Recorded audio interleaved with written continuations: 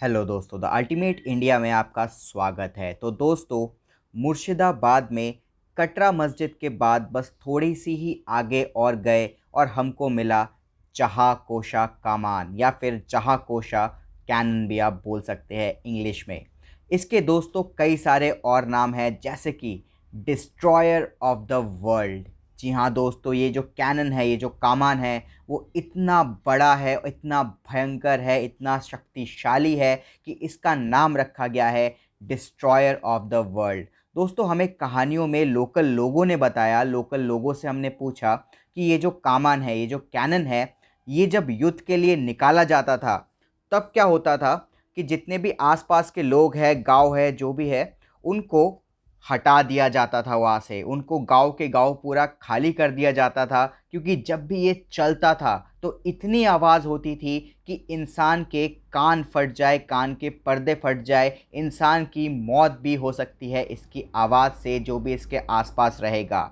यहाँ तक कि ये भी बताया लोकल लोगों ने कि जब ये चलता था तो प्रेग्नेंट वुमेंस जो होती थी वो दूर दूर तक नहीं आती थी, उनको बहुत ही पूरे शहर से ही निकाल दिया जाता था, क्योंकि इसके आवाज़ की वजह से मिस कैरेज भी हो सकता था। ये इतना भयंकर था ये।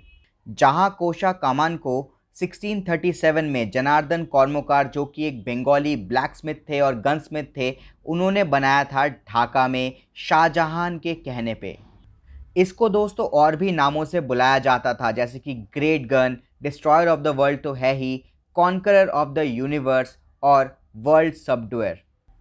ये माना जाता है दोस्तों, इस कमान का, इस कैनन का जो वेट है वो करीब करीब 7 टन का है। यानी कि टोटल वेट अगर गिना जाए तो 7,900 किलोग्राम, जो कि बहुत ज़्यादा है। हमने सही में इसको हाथ लगा के देखा और इतना मजबूत है, अगर 10 लोग भी लगातार मुक्का मारे उनका हाथ टूट जाएगा, पर इसमें एक खरोच तक नहीं आएगी। इसकी जो लंबाई है वो करीब करीब 17 फीट है और इसकी जो विड्थ है वो 3 फीट है।